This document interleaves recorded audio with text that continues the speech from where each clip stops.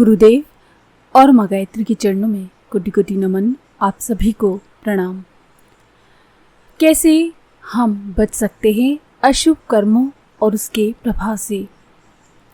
एक बात तो हम सभी जानते हैं कि शुभ कर्मों के परिणाम शुभ और अशुभ कर्मों के परिणाम अशुभ होते हैं। यदि हम शुभ परिस्थितियां चाहते हैं तो हमें शुभ कर्मों के द्वारा शुभ संस्कारों के बीज बोने होंगे। यदि हम ऐसा कर पाने में चूक गए तो अशुभ कर्मों से उपजे अशुभ संस्कार बीज अपने अनुरूप अशुभ परिस्थितियों को जन्म देंगे ही।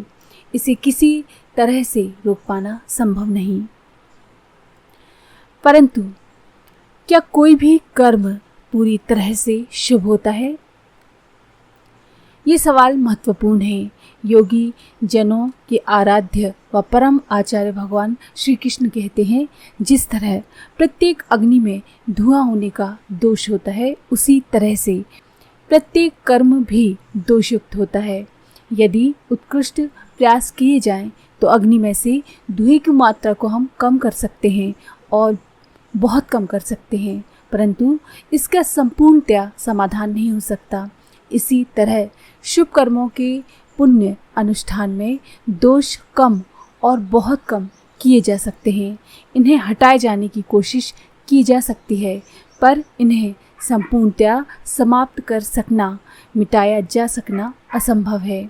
कितने भी प्रयास क्यों न किए जाएं, कोई भी कर्म सर्वदा दोष मुक्त नहीं हो सकता। युग ऋषि परम पूज्य गुरुदेव इस संबंध में एक पुराण कथा सुनाया करते थे। ये कथा महाराज नृग की है। संभव है कि पौराणिक कथाओं से सुपरिचित लोग इससे परिचित भी हों। कथा कहती है कि महाराज नृग बड़े ही पुण्यशील नरेश थे।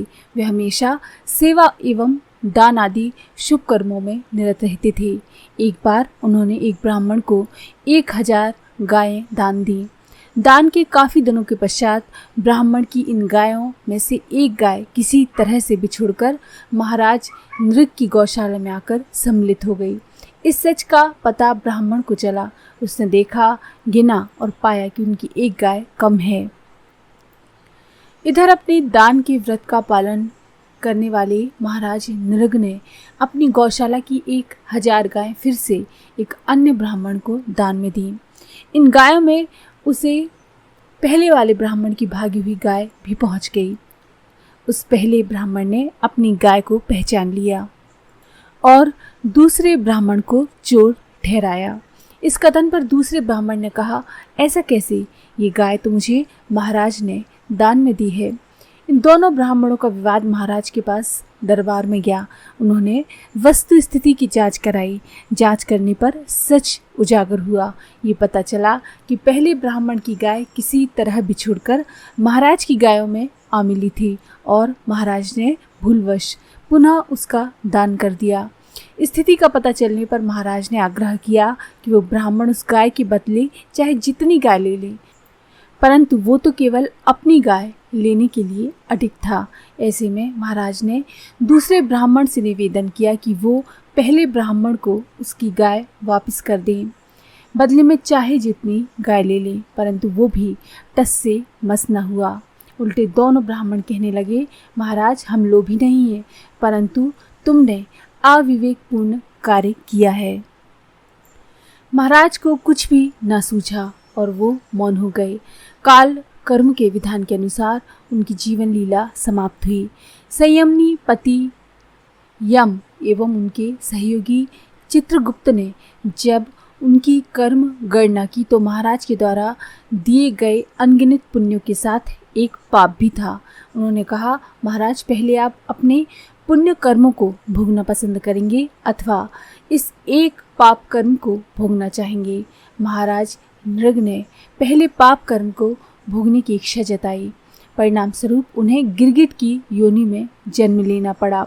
अपने भोगवश महाराज नृग एक सूखे कुएं में गिरगिट बनकर जा पड़े, परंतु पुण्य कर्मों के कारण उन्हें अपनी स्थिति का ज्ञान था, सो वे वहाँ भी भगवान का स्मरण करते रहे। महाराज के इस कर्म संस्कार के द्वारा मिले पुनर्जन्म की आयु एवं भोग समाप्त होने की अवधि जब आई, तब भगवान श्री कृष्ण इस धरा पर अवतार लीला कर रहे थे। उन्होंने महाराज नृग का उद्धार किया। इसी के साथ उन्होंने महाराज से कहा, राजन, आप मुझसे कोई वरदान मांग लें। महाराज ने कहा, हे योगेश्वर, यदि आप मुझ पर प्रसन्न हैं तो समझाएं, मनुष्य किस तरह से अशुभ कर्मों एवं उनके प्रभाव से बच सकता है, किस तरह वो कर्माशय के कर्म संस्कारों के व्यू से बच सकता है।